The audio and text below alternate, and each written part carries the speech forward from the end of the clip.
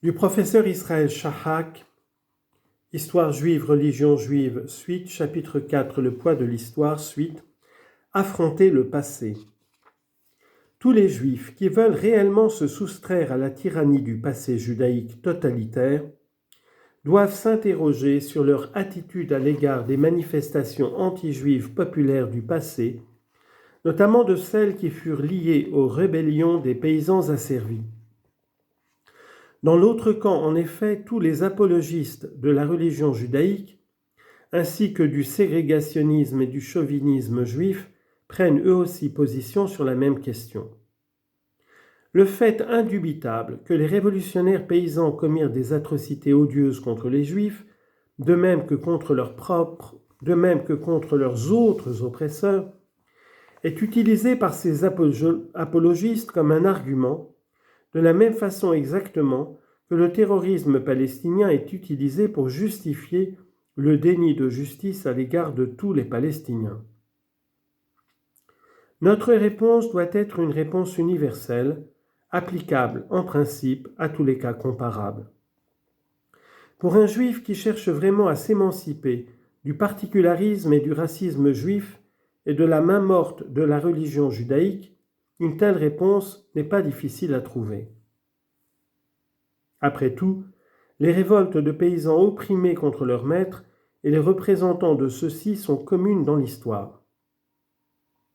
Une génération après Chmielniki en Ukraine, les paysans russes à leur tour se soulevèrent derrière Stenka Razin et un siècle plus tard derrière Pougatchev. En Allemagne, il y eut la guerre des paysans de 1525 en France, la jacquerie de 1537-1538 et beaucoup d'autres séditions populaires, sans parler des innombrables révoltes d'esclaves dans toutes les parties du monde. Tous ces mouvements, et je n'ai cité délibérément que des exemples où les Juifs n'étaient pas visés, se sont accompagnés d'horribles massacres comparables aux aspects les plus épouvantables de la terreur sous la Révolution française. Or, quelle est la position des véritables progressistes, et désormais d'ailleurs des gens instruits les plus ordinaires qu'ils soient, russes, allemands ou français, sur ces révoltes ? Les historiens anglais sérieux, même s'ils évoquent les massacres de leurs compatriotes, par les paysans irlandais insurgés contre leurs conditions d'esclaves, condamnent-ils ces derniers pour racisme anti-anglais ? Quelle est l'attitude des historiens français progressistes à l'égard de la grande révolution des esclaves de Saint-Domingue, où beaucoup de femmes et d'enfants français furent sauvagement tués ? Poser cette question, c'est déjà y répondre. Mais poser une question semblable dans des milieux juifs progressistes ou même socialistes, et vous entendrez la plupart du temps une réponse très différente.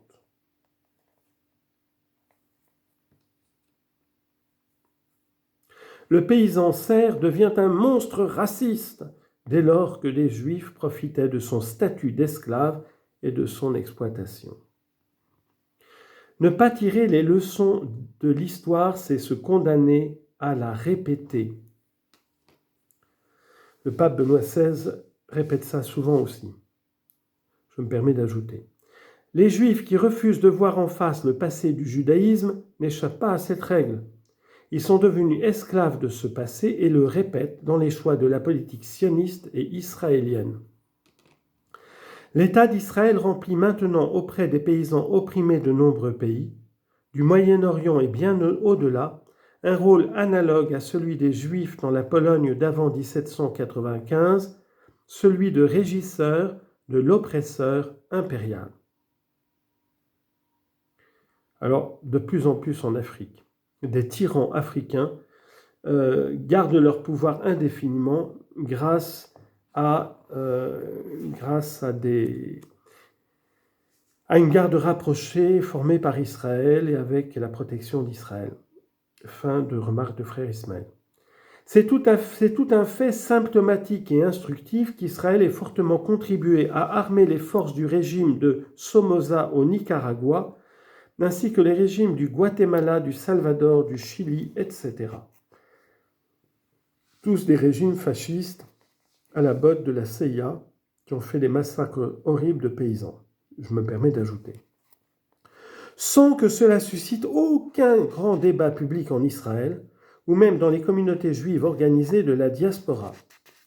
Même la simple question terre-à-terre de l'opportunité, à savoir si la vente d'armes à des massacreurs de paysans et de combattants de la liberté est dans l'intérêt à long terme des Juifs, est rarement soulevée. Incroyable. Encore plus significatif, la part importante prise dans ces affaires par les Juifs religieux et le mutisme complet de leurs rabbins sur ce sujet, car ils savent se faire entendre pour inciter à la haine contre les Arabes. Israël et le sionisme apparaissent comme une régression au rôle du judaïsme classique, écrite en gros caractères à l'échelle mondiale et dans des circonstances plus dangereuses. À tout cela, la seule réponse possible, avant tout de la part des Juifs, doit être celle que donnent tous les véritables défenseurs de la liberté et de l'humanité dans tous les pays, tous les peuples et toutes les grandes philosophies, aussi limités qu'ils soient parfois, comme est limitée la condition humaine elle-même. Nous devons regarder en face l'histoire du judaïsme ainsi que les aspects de son présent qui s'appuient à la fois sur le mensonge à propos du passé et sur la vénération de celui-ci. Ce qui exige premièrement une honnêteté totale devant les faits et secondement la croyance suivie d'action chaque fois que possible en des principes humains universalistes d'éthique et de politique. L'ancien sage chinois Mencius, tant admiré de Voltaire, écrivait au IVe siècle avant Jésus-Christ. Citation. « C'est pourquoi je dis que tous les hommes ont le sens de la compassion. Un homme remarque soudain un enfant qui est sur le point de tomber dans un puits, immanquablement. Il s'inquiète et s'apitoie, non pas pour gagner la faveur des parents de l'enfant, ou pour chercher l'approbation de ses voisins et de ses amis, ou par peur d'être accusé s'il ne le sauvait pas. Ainsi, nous voyons qu'aucun homme n'est dénué du sens de la compassion, ou du sens de la honte, ou du sens de la politesse, ou du sens de ce qu'il faut faire ou ne pas faire. Le sens de la compassion est le début de l'humanité. Le sens de la honte est le début de la vertu. Le sens de la politesse est le début de la bienséance. Le sens de ce qui est bien ou mal est le début de la sagesse. Tout homme a en lui ces 4 principes, de même qu'il est pourvu de 4 membres. Aussi l'homme qui se répute incapable de les exercer se détruit-il lui-même. Incroyable citation. Gloire à Dieu. Continuons.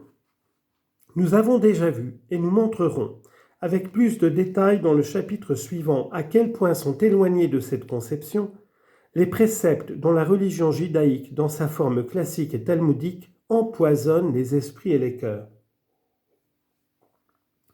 La voie d'une révolution authentique à l'intérieur du judaïsme, pour lui inspirer l'humanité, pour rendre les Juifs à même de comprendre leur propre passé, et par là de se rééduquer en dehors de sa tyrannie, passe par une critique implacable de la religion juive.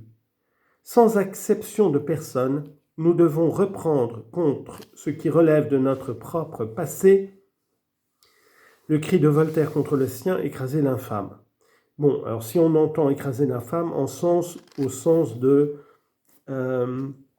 des déviations médiévales, mais évidemment, malheureusement, je ne peux pas faire mien, évidemment, cette dernière référence et cette dernière analogie écrite par Israël Shahak. Mais il faudrait voir plus dans les détails, probablement, certainement.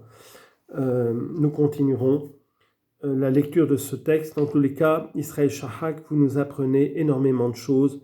Que Dieu vous bénisse.